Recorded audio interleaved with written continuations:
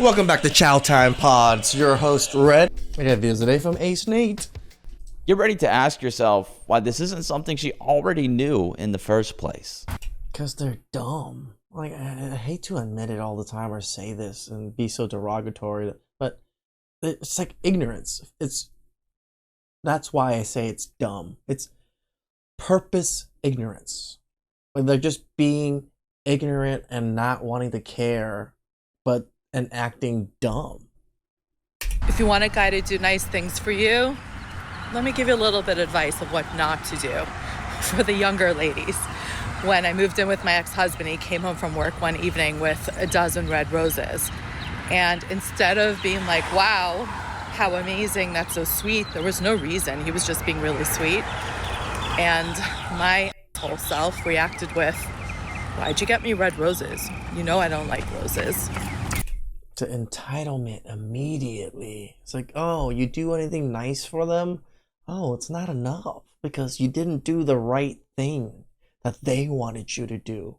And even if you did the right thing, they will never admit it and just constantly nitpick at it anyways. This is the you damned if you do, you're damned if you don't kind of thing, right? Like, it just doesn't matter what you do. You could be the perfect man doing all of these perfect things for women, and then it's just not enough because it's not perfect in every way because they can still nitpick whenever they want.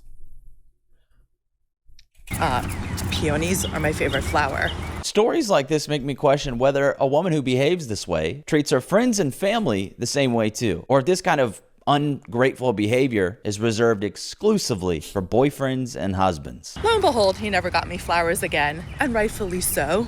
If you want a guy to do nice things for you, and even if you receive something that is not your taste, you don't like it, he should know that you don't prefer those. Like, these are like basic manners. You learn this as a kid. You learn this as an adult as you grow up. When people buy you things, it's not nice to like badger them about the gift or like be ungrateful about it. Like, come on. You don't even know basic life skills until what? You're 40 now? That's ridiculous. And this is why I said dumb. It's just willful ignorance. Encourage him. I want you to think about how many feminists heard that story and immediately sided against the guy. Because in their minds, well, him buying the wrong flowers means she now has to carry the mental load of telling him again what flowers she likes. So him doing something thoughtful here just turns into a nag fest and another reason for her to feel like a victim. That's the level of disdain for men we're dealing with. Yep. Gracious and grateful. You can make soft suggestions of things that you like over time, but don't do that. Don't do that. You'll never get that thing again. Mark my words. Wow. I guess we now know why she ended up divorced. Yeah. Statistically, I mean, she was probably even the one who initiated it, despite being the kind of person that turns receiving flowers out of nowhere into a conflict. A story like hers pokes holes in this idea that if you just treat a woman really well, if you're really nice, you'll absolutely get excellent treatment in return. Take a look. No, the contempt these women have for men, and especially men they have to settle for, is even worse, right? When they think they settled for you, the contempt, the condescension, the everything that comes from the woman is just pure and utter diabolical. Look at this load of BS. This woman says no woman would have a toxic attitude if she was treated right. You get what you give. Simple. So the assumption here is that women are literally incapable of being the problem. Imagine how deeply coddled and insulated from accountability someone has to be throughout their entire life to say something like that out loud without ever stopping to question how absurd it is. Meanwhile, the woman we just listened to admitted she was treated well and had a toxic attitude anyway. Our gynocracy has conditioned way too many men to blame themselves, even when the woman's... I mean, men just think that way, you know, when things go wrong, we always think it's us that caused the problem. It's just because we're problem solvers. Like, how can we fix this? This is just men. Behavior is clearly the problem. No woman in the history of the universe leaves the safety and security of a long-term marriage and breaks up her family if she were the problem. You see what I mean? The woman automatically is assumed to be an innocent angel who can only become toxic after reluctantly being pushed into it by a man somehow. As if women don't enthusiastically do these things on their own all the time. Plenty of... Again, look at lesbian relationships. Just look at those statistics. Like, real numbers, real statistics that matter. Of course, they never bring it up. Of course, it's always men's fault, even though gay relationships have the best, everything, the best income, the least, violence. Like, men together seem to do well.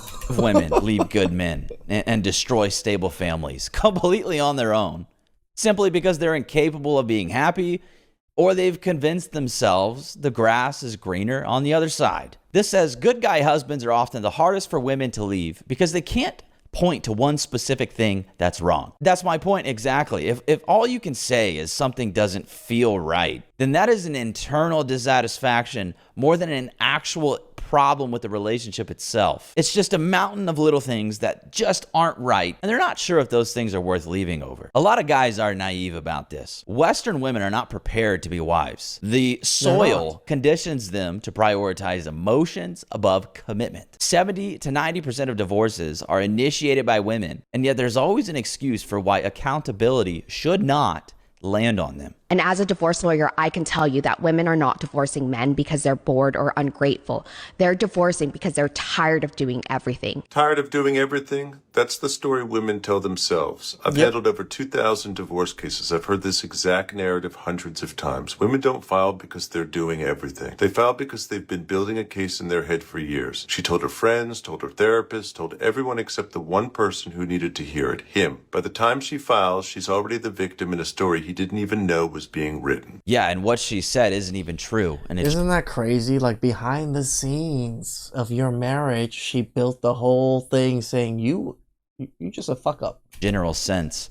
According to the American Time Use survey, women do more housework, but that's only a problem if you ignore that men work more hours at their jobs as the balancing factor. It's obvious to me that feminist brainwashing makes women feel like victims inside their marriage. The therapy jargon and the victimhood language, like weaponized incompetence or emotional labor, mental load, that has them convinced that if and when they get married, they will inevitably be trapped in an unfair marriage where they have to regrettably fuck their husbands and be used as a personal servant, even when they're...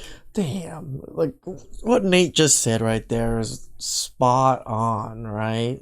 Literally just slaves in modern history. The worst than any slavery that's ever happened. Wives. They're objectively being treated well. Not being a woman in general, right, ladies? I'm just kidding. It's easy. Shut up, bitch. We have everything. We have everything we've ever wanted, and we're still not happy. I think we're the problem. Yeah, I'd say the fact that there's a popular saying among women now that when a man does something courteous for a woman, they respond with, well, as he should. That level of entitlement is evidence she's on to something. But let me get the door for you. As you should. What? As you should. No, thank you? Thank you for what? You know what? Nothing. What? I'm gonna have to take a Uber. As you should. We have to be grateful, ladies. He is choosing to be a gentleman for you. And that is beautiful. Do not take those small actions for granted, ever. Yeah, but they do take it for granted. I mean, just like...